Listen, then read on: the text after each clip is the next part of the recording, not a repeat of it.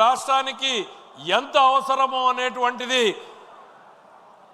తెలుసుకున్నటువంటి వ్యక్తిగా ఆయన ఈ రాష్ట్ర రాజకీయాల్లోకి రావాలి అని వచ్చినటువంటి వ్యక్తి ఆయనే మన కేంద్ర శాఖ మంత్రులు శ్రీ పెమ్మసాని చంద్రశేఖర్ గారు. వారిని రావాల్సిందిగా ఈ తీర్మానాన్ని ప్రవేశపెట్టవలసిందిగా సగౌరవంగా ఆహ్వానిస్తున్నాం.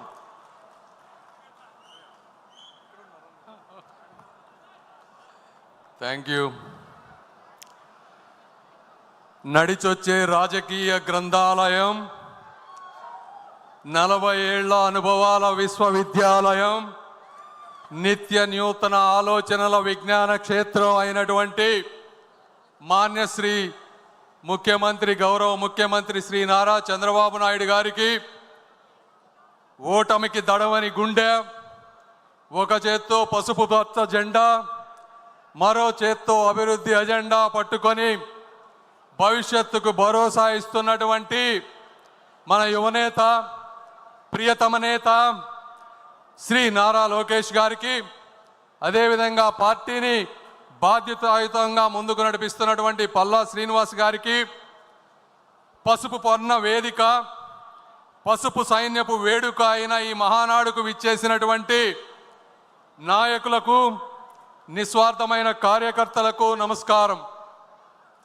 ఈరోజు కడప గడపలో లక్షలాది మంది తెలుగు సైన్యం ఒక చోట కలుసుకుంటున్నారు అంటే, అదేవిధంగా మాలాంటి వాళ్ళు ఎక్కడో ఉన్నా ఈరోజు రాష్ట్రానికి తిరిగి వచ్చి ప్రజాసేవ చేయాలి అని ముందుకు వస్తున్నామంటే దానికి మొట్టమొదటి కారణం మరణం లేని మహానాయకులు, అకుంఠిత దీక్షా దక్షులైనటువంటి అన్న నందమూరి తారక రామారావు గారు. మరి ఒకసారి 2019 తర్వాత చూస్తే 24 వరకు జరిగిన అరాచకం మీ అందరికీ తెలుసు. ఎలక్షన్ల ముందు వచ్చినప్పుడు, ఎలక్షన్లు 3-4 నెలల ముందు ఉన్నప్పుడు నాకు కూడా ఎంతోమంది, వందల మంది కార్యకర్తలు, నాయకులు మెసేజ్లు పెట్టేవాళ్ళు, ఫోన్లు చేసేవాళ్ళు. సార్, మనం బీజేపీతో పొత్తులో లేకపోతే అద్భుతంగా గెలుస్తాం, మీరు దయచేసి చంద్రబాబు నాయుడు గారికి చెప్పండి పొత్తు వద్దు అని.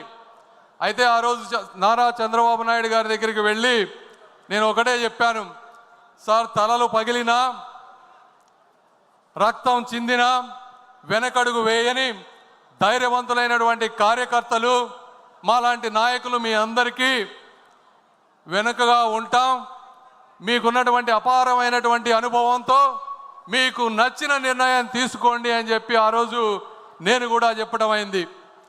ఆ రోజు శ్రీ నారా చంద్రబాబు నాయుడు గారు ఒక స్థిత ప్రజ్ఞతతో తీసుకున్నటువంటి ఒక నిర్ణయం, వెంటిలేటర్ మీద ఉన్నటువంటి ఆంధ్రప్రదేశ్ని ఈరోజు ఆక్సిజన్ మీద తీసుకొచ్చినటువంటి పరిస్థితి.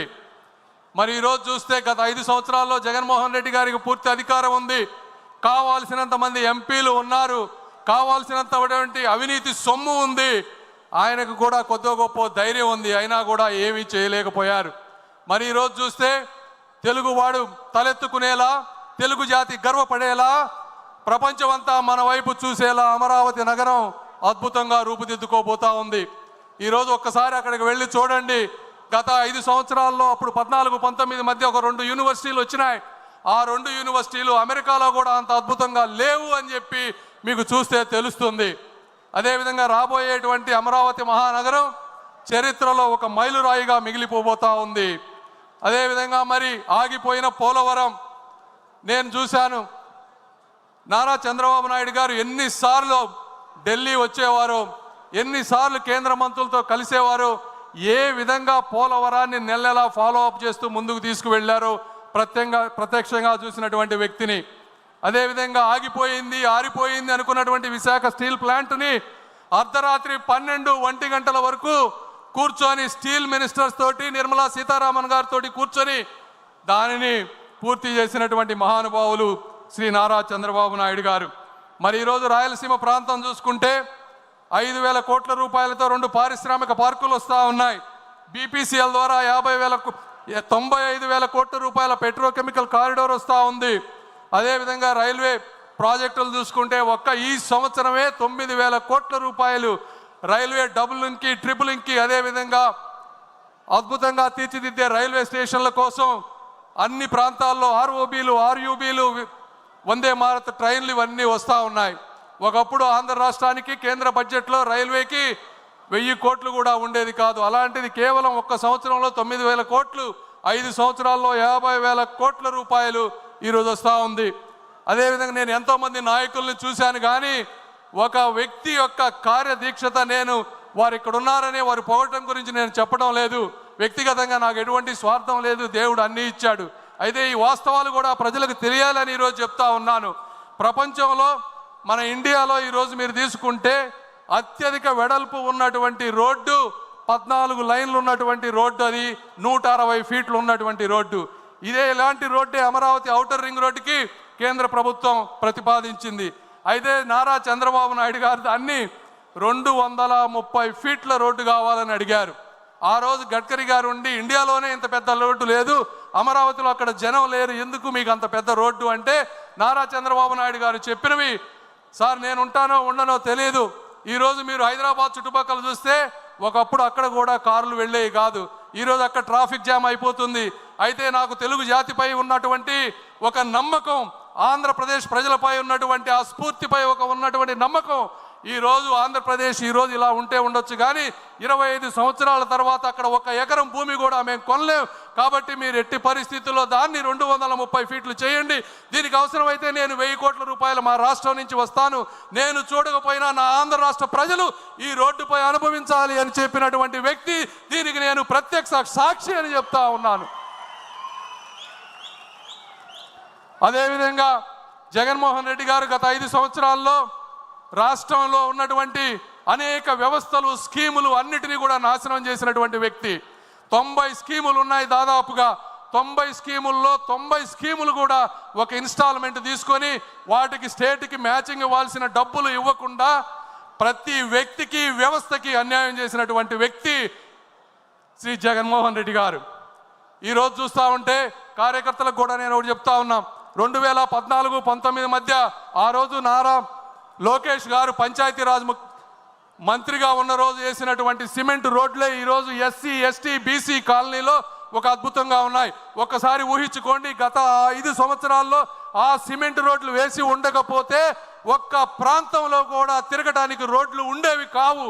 మళ్ళీ అదేటువంటి అభివృద్ధి ఈరోజు ఎక్కడ చూసినా రాయలసీమ ప్రాంతంలో ప్రతి నియోజకవర్గానికి 20 కోట్ల రూపాయలతో జాతీయ ఉపాధి హామీ పథకం నిధులతో 20 కోట్ల రూపాయలతో ఈరోజు సిమెంట్ వర్కులు జరుగుతూ ఉన్నాయి ప్రతి ప్రాంతంలో. కార్యకర్తలకు 2 ఇబ్బందులు ఉన్నాయి. ఒకటి 14-19 మధ్య చేసినటువంటి కొన్ని నిధులు ఒక 180 కోట్ల రూపాయలు మీకు రావాల్సినవి రావలేదు. దీనికి కారణం ఆ రోజు జగన్మోహన్ రెడ్డి గారు 30% వర్క్స్ తెలుగుదేశం పార్టీ నాయకులవి వీరు పనులు చేసినా చేయలేదు అని చెప్పి సెంట్రల్ గవర్నమెంట్లో కంప్లీట్గా మూసివేస్తే అవి ఈరోజు తెరవలేని పరిస్థితిలో ఉన్నాం. ఆ 180 కోట్లు కూడా తీసుకొచ్చే బాధ్యత మేము తీసుకుంటాం. అయితే కేంద్రం ఏమన్నా ఇస్తుందేమోనని మొదటగా ప్రయత్నం చేస్తున్నాం. కేంద్రం ఇవ్వని రోజు రాష్ట్ర ప్రభుత్వం ఆ 180 కోట్లు ఇస్తుంది. అదేవిధంగా ఈరోజు 2000 కోట్ల రూపాయలు నిధులు మన జాతీయ ఉపాధి హామీలో పెండింగ్ పనులు ఉన్నాయి. నేను ఇక్కడున్నా కూడా నిన్న ఫాలో అప్ చేస్తూ ఉన్నాం. రాత్రే దానికి కన్ఫర్మేషన్ వచ్చింది. ఆ 2000 కోట్ల రూపాయలు కూడా వచ్చే వారం 10 రోజుల్లో మీ అందరికీ వస్తున్నాయని చెప్పి మీ అందరికీ నేను తెలియజేస్తూ ఉన్నా. అదేవిధంగా ఈరోజు ఎక్కడ చూసినా, ఏ పల్లెకు చూసినా ప్రతి వ్యక్తి దాహంతో గొంతెత్తేటువంటి పరిస్థితి. ఈ పరిస్థితిని గుర్తించినటువంటి శ్రీ నరేంద్ర మోదీ గారు అద్భుతమైనటువంటి జల్ జీవన్ మిషన్ని 20,000 కోట్ల రూపాయలతో ఆంధ్రప్రదేశ్కి ఇచ్చారు. అందులో కేంద్ర భాగం 14,000 కోట్లు, రాష్ట్ర భాగం 6,000 కోట్లు. ఇది జగన్మోహన్ రెడ్డి గారి పరిపాలనలో వచ్చింది. అయితే కేవలం జగన్మోహన్ రెడ్డి గారు 2,000 కోట్ల రూపాయలు మాత్రమే ఖర్చు పెట్టి 12,000 కోట్ల రూపాయలు నిరుపయోగంగా చేసి ఈరోజు ప్రతి ఇంటికి నీరు వచ్చే విధాన్ని రాకుండా చేసినటువంటి వ్యక్తి. ఆ స్కీమ్ కూడా ఈ 26కి ఎండ్ అయిపోతుంది. శ్రీ నారా చంద్రబాబు నాయుడు గారు వచ్చే ప్రతి మినిస్ట్రీ, జలశక్తి మినిస్టర్తో ఈరోజు మాట్లాడుతూ ఉన్నారంటే ఎందుకు కలుస్తున్నారు అంటే ఆ స్కీమ్ను ఇంకొక 5 సంవత్సరాలు ముందుకు తీసుకువెళ్తే మళ్ళీ మనం ఏదో విధంగా 6,000 కోట్ల రూపాయలు మ్యాచింగ్ చేసి 20,000 కోట్ల రూపాయలతో ప్రతి ఇంటికి ఇక జీవితంలో నీటి సమస్య లేకుండా, నీటి సమస్య లేవటం అంటే కేవలం ఒక బోరు వేసి నీళ్లు వేయటం కాదు. ఎక్కడెక్కడ నదులు ఉన్నాయో తరతరాలు మారినా కూడా నీటి ప్రవాహం తగ్గదో అలాంటి వాటి నుంచి, సస్టైనబుల్ వాటర్ నుంచి, ఆ ప్రాంతాల నుంచి పైప్ లైన్లు వేసి పేదలకి ఎప్పుడు నీరు సమస్య లేకుండా చేయటంలో ఆయన నిరంతరం కృషి చేస్తూ ఉన్నారు. దానికి కూడా నేను సాక్షి అని మీ అందరికీ తెలియజేస్తా ఉన్నా. ఈరోజు అదేవిధంగా అర్బన్ ప్రాంతాల్లో కూడా నీటి సమస్య ఉంది, పట్టణాలు పెరిగిపోతూ ఉన్నాయి. ఇలాంటి పథకం ఒకటి అమృత్ స్కీమ్ అని సెంట్రల్ గవర్నమెంట్లో ఉంది. సెంట్రల్ గవర్నమెంట్ స్కీమ్కి మళ్ళీ కావాలంటే స్టేట్ గవర్నమెంట్ నుంచి ఒక 50-60% నిధులు కావాలి. ఎందుకంటే అర్బన్లో ఎక్కువ ఇవ్వరు సెంట్రల్ గవర్నమెంట్, రాష్ట్రం దగ్గర డబ్బులు లేవు. అయినప్పటికీ కూడా ఈ అమృత్ స్కీమ్ ద్వారా చంద్రబాబు నాయుడు గారు 9,000 కోట్ల రూపాయలు ఈరోజు ప్రతి మున్సిపాలిటీకి వచ్చే విధంగా చేశారు. మీ అందరికీ నేను ఈరోజు చెప్తా ఉన్నాను, ఆ స్కీముని స్టేట్లో డబ్బులు లేకపోయినా ఏ విధంగా మ్యాచ్ చేసి తీసుకొచ్చారంటే తెలివైన వాడికి కూడా మతిపోయే విధంగా చేసినటువంటి వ్యక్తి శ్రీ నారా చంద్రబాబు నాయుడు గారు. ఇది కూడా వాస్తవం అని మీ అందరికీ నేను తెలియజేస్తా ఉన్నా. అదేవిధంగా ఇవన్నీ జగన్మోహన్ రెడ్డి గారు 24 గంటలు మైనారిటీలు, నా ఎస్సీలు, నా ఎస్టీలు, నా బీసీలు అని మాట్లాడుతూ ఉంటారు.